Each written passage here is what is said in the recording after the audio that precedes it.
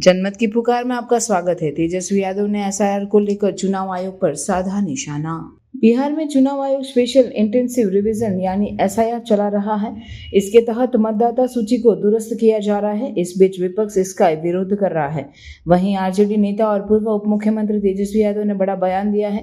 उन्होंने कहा कि हमें इंटेंसिव रिवीजन से कोई दिक्कत नहीं है, लेकिन जिस प्रकार से यहाँ किया जा रहा है वह लोकतंत्र के लिए खतरनाक है। तेजस्वी यादव ने कहा कि हमने एसआईआर की प्रक्रिया को लेकर कई बार प्रेस कॉन्फ्रेंस की। उन्होंने कहा कि हमने बिहार बंद किया।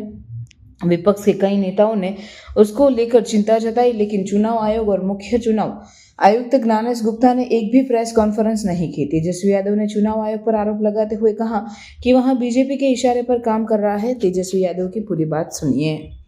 लेकिन मिस्टर ज्ञानेश गुप्ता और इलेक्शन कमीशन के लोगों ने तभी हम लोगों को संदेह था कि जरूर कुछ ना कुछ दाल में कुछ काला है। और अब तक सुप्रीम कोर्ट 19 तारीख को दिल्ली में खड़गे साहब के यहाँ एक बड़ी बैठक इंडिया अलायंस की है, उसमें भी हम शामिल होंगे और अपनी बात को मजबूती के साथ जो है रखेंगे। अब 3 दिन पहले की अगर बात करें तो सूत्रों के हवाले से खबर आया कि 35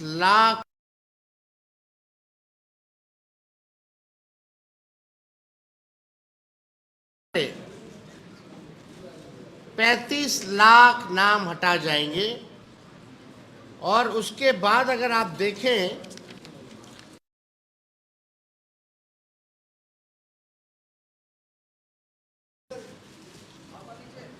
ये 16 तारीख का है, जिसमें अलग अलग जो बाहर जो लोग हैं कितना शिफ्ट कर गए, कितना नोटिफिकेशन जो है प्रेस नोट इलेक्शन कमीशन जारी करता है और उसमें हूबहू जो सूत्र ने जानकारी दी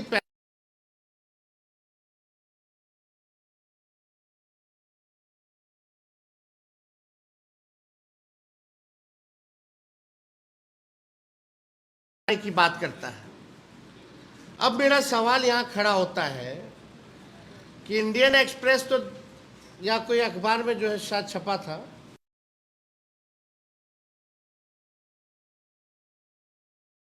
जो अखबार में छपा 35 लाख वो 3 दिन पहले छपा। तो पहला सवाल ये होता है कि आप उसके 2 दिन बाद वही नंबर आप दे रहे हैं, यानी प्रोसेस तो ऑन है। जब प्रक्रिया चल रही है तो घटता भी बढ़ता है, तो ना घटा 2-3 दिन में ना बढ़ा है, हूबहू वही नंबर जो है दिया गया है। और सवाल खड़ा होता है कि अभी भी 1 हफ्ता बाकी है, ये जानकारी कहां से आ गई 35 लाख की? अभी भी कई जगह लोगों के पास बीएलओ नहीं पहुंचे हैं। उनको मौखिक आदेश आया है कि खुद ही साइन करो, खुद ही थप्पा लगाओ और खुद ही अपलोड करो। आप चालू नहीं की जा रही है। एक बीएलओ के साथ, बीएलओ का काम है घर टू घर जाना, लेकिन प्रूफ है।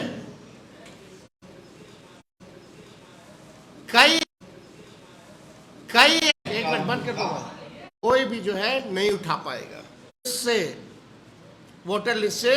और इसलिए हम सब लोग जो है मिल करके इस लड़ाई को लड़ेंगे। और हमने पहले भी कहा कि कई बड़े जो नेता हैं,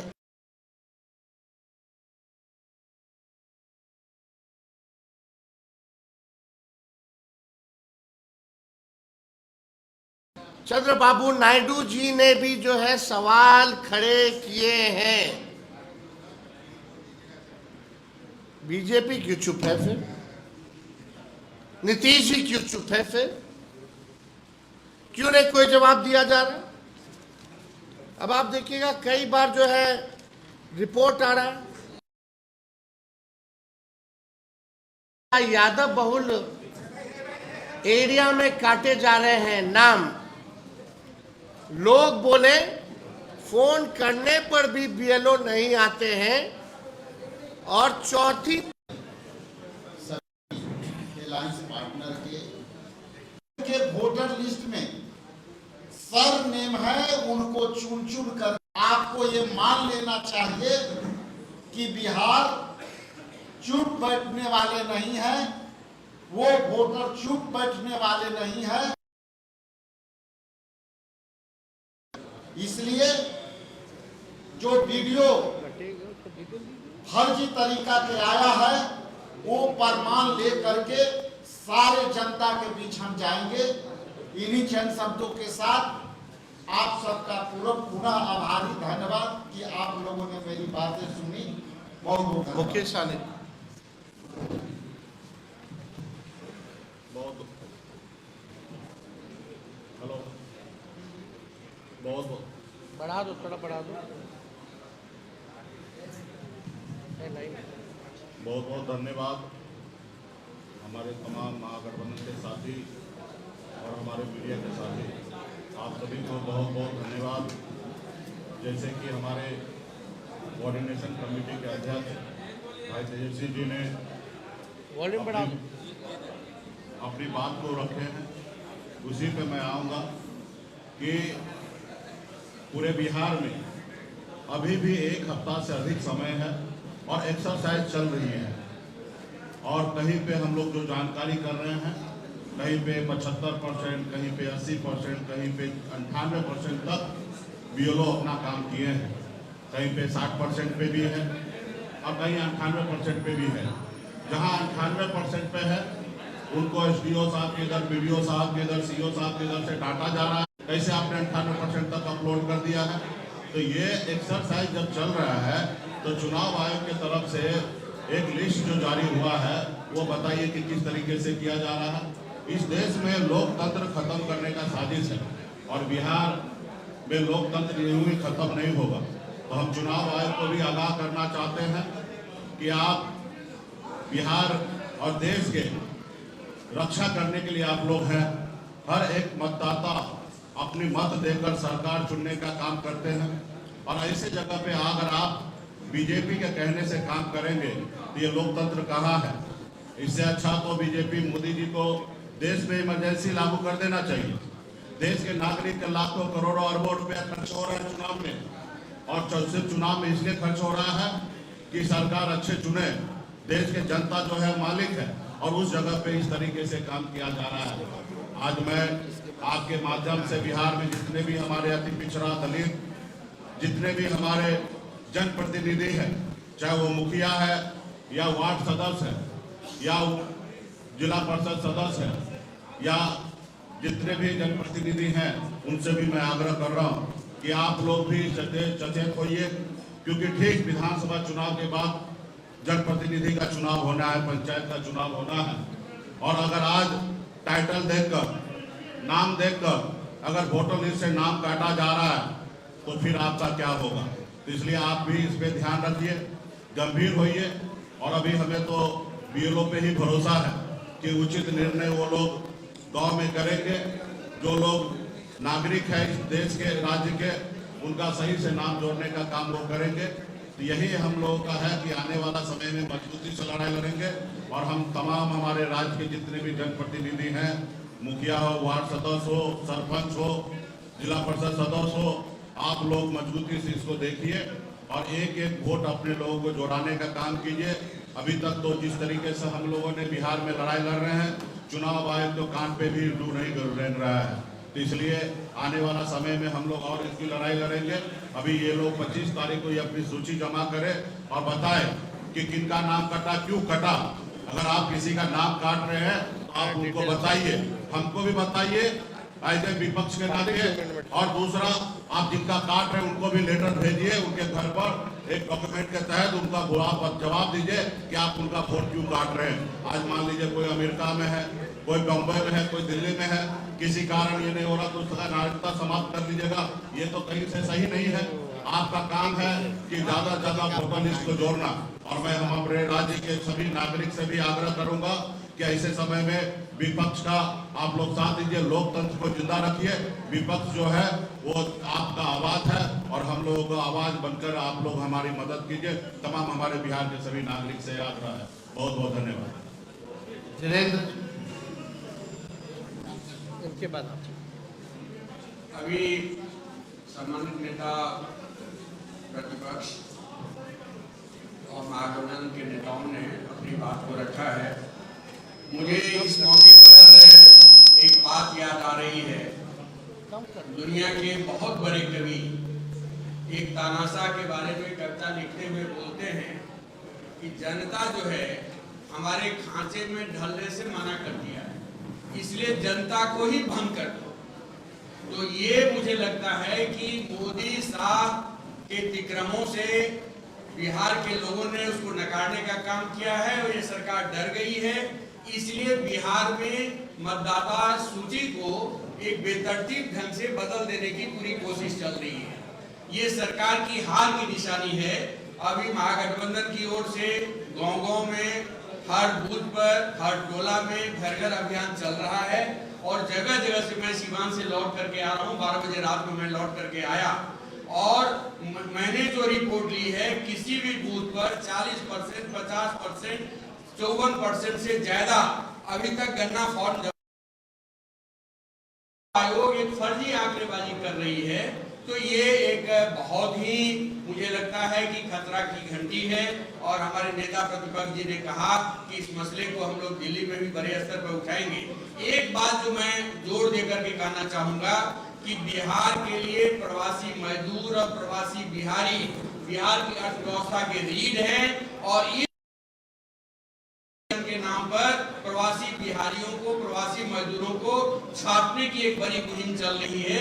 इसको लेकर के भी इंडिया अलायंस के लोगों की दिल्ली में जो बैठक होगी तो पूरे देश में भी इसको लेकर के एक मजबूत अभियान हम लोग चलाएंगे। ट्रेड यूनियन संगठनों की ओर से हम लोगों ने इस दिशा में अपनी पहलकदमी तेज कर दिया है। हम सब लोग मिलकर के एक एक वोटर के मताधिकार की रक्षा करेंगे और तानाशाही की किसी भी कदम को हम बिहार में मजबूत नहीं होने देंगे। धन्यवाद। सीपीआई से निकलता जी।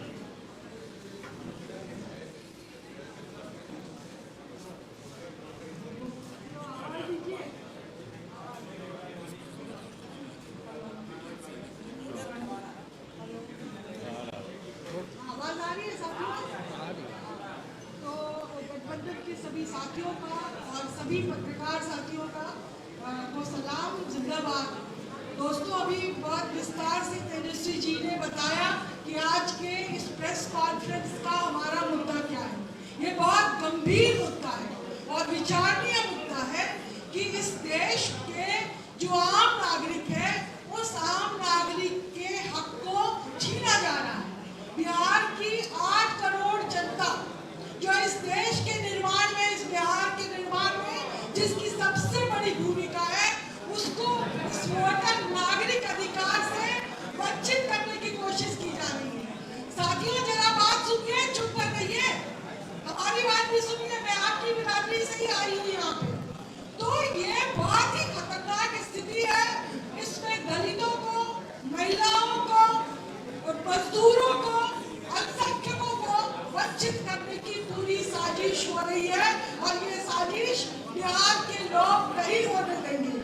हम गठबंधन की तरफ से इस तमाम मुद्दे को वहां तक उठाएंगे ताकि बिहार के जो ओरिजिनल लोग हैं, जो बात अभी कहा कि मजदूरों ने इस बिहार को बनाने में सबसे बड़ी भूमिका निभाई है, उससे आप नागरिकता से वंचित कर रहे हैं।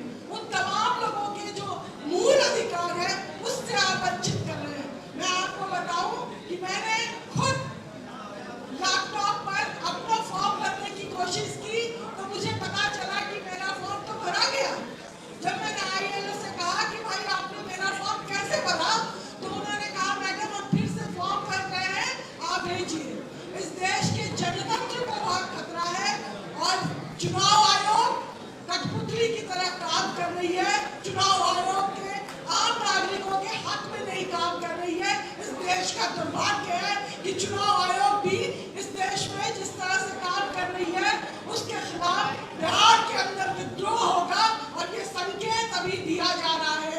महिलाओं को आप अलग नहीं कर सकते हैं, मजदूरों को आप अलग नहीं कर सकते हैं, इस देश की नींव को बनाने में जुटे क्या है। मैं यही सवाल के साथ कहना चाहती हूँ कि हम लोग इस सवाल को दूर तक गठबंधन के साथ ही ले जाएंगे और हम इस आवाज को उठाएंगे और खास तौर पर पत्रकारों पर जो हमला हुआ, क्योंकि मैं खुद पत्रकार रही हूँ, अभी जिस तरह सरजीत चुप पर हमला हुआ उस ये शर्मनाक है कि हम अभिव्यक्ति की आजादी पर इस तरह हमला कर रहे हैं।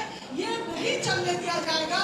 अगर किसी को निभालता है कि वह इस तरह करके फर्जीवाड़ा करके सत्ता में आएंगे तो बिहार की जनता ये नहीं होने देगी। बहुत धन्यवाद। सीपीएम के साथ और बिहार के ऑपोजिशन के लीडर और ऑपोजिशन कमेटी के अध्यक्ष अंशु जी और तमाम महागठबंधन के गठबंधन से जुड़े नेतागण साथियों, विस्तार से सभी मुद्दों पर हमारे साथियों ने आपका ध्यान खींचा है और आपके माध्यम से हम आम जनता के बीच जा रहे हैं। ये पहले दिन से ही हम लोग इस बात के लिए पूरे राज्य की जनता को, यहाँ के जो जनतांत्रिक शक्तियाँ हैं सबको इस बात के लिए आगाह कर रहे हैं कि ये भाजपा की बड़ी साजिश है, क्योंकि बिहार अभी तक उनके हाथ में नहीं आया। बड़ी कोशिश उन्होंने की है लेकिन बिहार उनके हाथ में आया नहीं और इसीलिए अब ये साजिश हो रही है। और आप देखिए कि जो भी हमारे जो कॉन्स्टिट्यूशनल जितने भी बॉडी हैं उसको उन्होंने किस तरह से अंदर से खोखला बनाया, उसकी जो ऑटोनॉमी है, स्वायत्तता है, उसको किस तरह से खत्म किया। सारी बातें स्पष्ट हैं। आप इलेक्शन कमीशन का गठन देखिए, उसमें जो पहले था कि भाई उसमें हमारे जो सुप्रीम कोर्ट के चीफ जस्टिस हैं वो भी रहेंगे, उनको उन्होंने उससे निकाल दिया। अपना एक मंत्री रखेंगे, प्रधानमंत्री रहेंगे, ऑपोजिशन के लीडर रहेंगे और उसके बाद वो मनमाने ढंग से किसी का चुनाव कर देंगे और वो आदमी जो होगा वो उनके इशारे पर काम करेगा, पूरी तरह से उनके कहे अनुसार काम करेगा। दो बातें कही गई कि भाई 45,000 लोगों का नाम कटेगा और फिर आप भी उसी बात को दोहराते हैं। ये कहाँ से बात आ रही है? नागपुर से आ रही है क्या? वहां से सूचित किया जा रहा है क्या? क्या एजेंडा है आपका? आप करना क्या चाहते हो? और वो भी बिहार के साथ जो खिलवाड़ हो रहा है, बिहार की जनता ने 9 जुलाई को दिखला दिया कि हम चुप नहीं रह सकते और अगर हमारे जनतांत्रिक अधिकार को छीनने की कोशिश हुई तो बिहार फिर से इस पूरे देश में जनतंत्र को बचाने की लड़ाई की अगुवाई करेगा। हम ये कहना चाहते हैं साफ साफ शब्दों में कि हम चुप नहीं बैठ सकते, हम अपना अधिकार छीनते हुए नहीं देख सकते और हम सब लोग इस मामले में एकताबद्ध होकर इस लड़ाई को लड़ेंगे। और अभी इन्होंने कहा कि 19 तारीख को बैठक हो रही है। हम उम्मीद करते हैं कि हमारा जो सेंटिमेंट है उस सेंटिमेंट को हमारे नेता वहाँ पर ले जाएंगे, सब लोग मिलकर इस लड़ाई को अपने मंजिल तक पहुँचाने का काम करेंगे। धन्यवाद। साथियों एक प्रक्रिया का पालन हम लोग करेंगे, एक एक करके। ये डेडिकेटेड प्रेस कॉन्फ्रेंस है। मैं जानता हूँ बिहार में कोहरा मचा हुआ है अलग अलग क्षेत्रों में, लेकिन ये प्रेस कॉन्फ्रेंस नेता प्रतिपक्ष और महागठबंधन के तमाम शीर्ष नेतागण SIR की धांधली फर्जीवाड़े पे है, इसका ध्यान रखें और तब सवाल पूछें। तेजस्वी जी, सवाल ये है कि हॉस्पिटल में ये कह रहे हैं जब 5 अप्रैल और मई में किसान खाली रहते हैं तो मर्डर होता है। यहाँ तेजस्वी जी कह रहे हैं। देखिए एक बात को सुनिए। आप इस पर नहीं, अब पूछ लिए हैं तो थोड़ा, यानी बिहार पुलिस जो है कहेगी कि ठंडा आ रहा है, गर्मी आ रहा है, बारिश हो रहा है, तो अपने से पल्ला झाड़ लेगी कि भाई बारिश हो रहा है इसलिए अपराध जो बढ़ रहा है, तो आप छुट्टी ले लीजिए, छुट्टी ले ले बिहार पुलिस के लोग। जब मरना ही है, यानी आप खुद कह रहे कि मरने का समय आ गया तो बारिश आएगा, तो पहले सचेत करवा देते, लोग बिहार छोड़ करके भाग जाते बारिश में कि बिहार पुलिस मेरी रक्षा नहीं करेगी, हम पहले ही बाहर चले जाएं। आज 12 बजे तक 5 हत्याएं हो गई हैं पटना के पारस हॉस्पिटल में, दानापुर में, सासाराम में, खगड़िया में, मधेपुरा में 5 हत्याएं आज 12 बजे तक हो गई हैं। तो हम पहले कह रहे हैं ना, क्रिमिनल डिसऑर्डर हो चुका है पूरा लॉ एंड ऑर्डर का।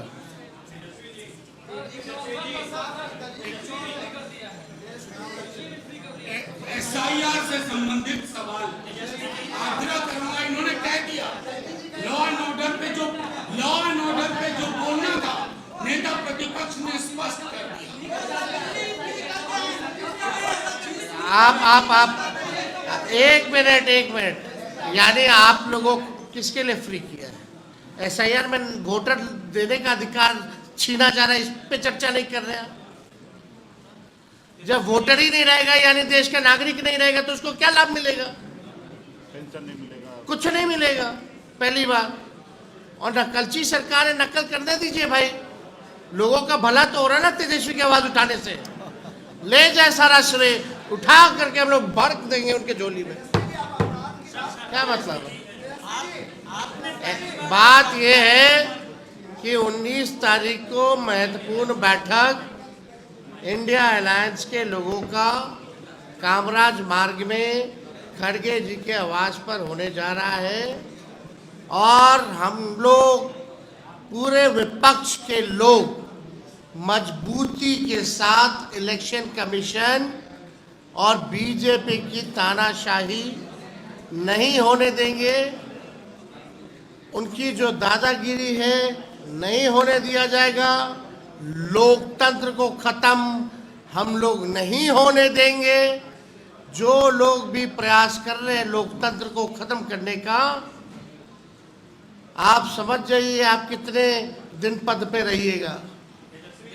सवाल ये है, ज्ञानेश कुमार को आप पहली बार ज्ञानेश गुप्ता को 5 सालों अमित रहे हैं, तो क्या जो नया नियम लगा करके उनकी नियुक्ति हुई थी उसी का वो गढ़ चुका रहे अमित शाह को? ही इज एक्टिंग कि भैया he is a pet.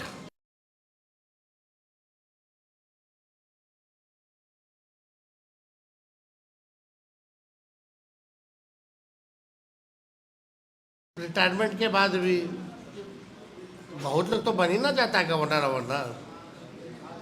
MP Rajya Sabha तो बहुत लोग हैं।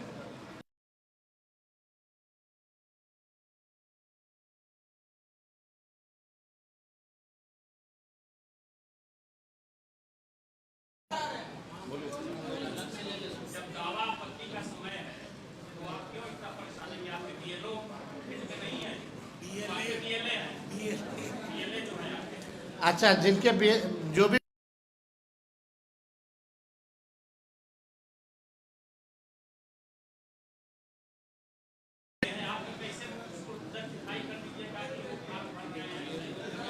प्रूफ है ना, एविडेंस, वो नहीं देखे आप वीडियो? अरे आप वीडियो नहीं देखे?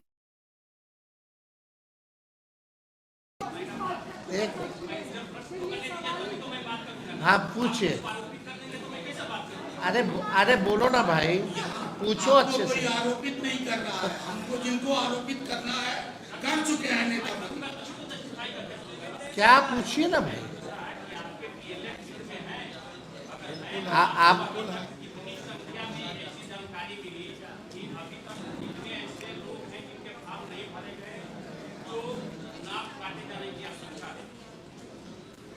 कितना पार्टी के लोग जो है, हर जगह हम लोगों ने सचेत किया हुआ है कि किसी भी लोगों का नाम ना कटे।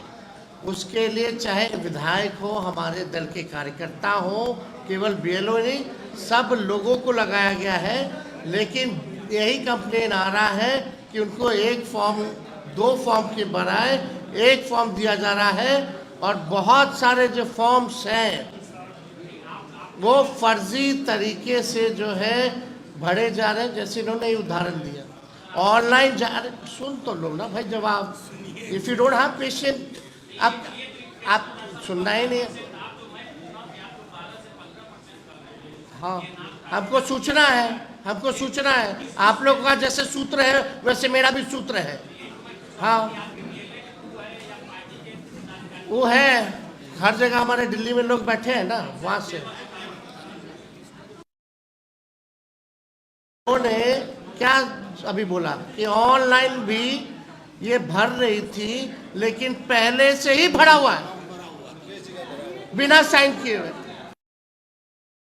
अगर आपने हमारा अभी तक चैनल सब्सक्राइब नहीं किया है तो कृपया चैनल सब्सक्राइब कर लें, लाइक करें, शेयर करें, कमेंट करें। तो मिलते हैं फिर किसी और खबरों के साथ। नमस्कार।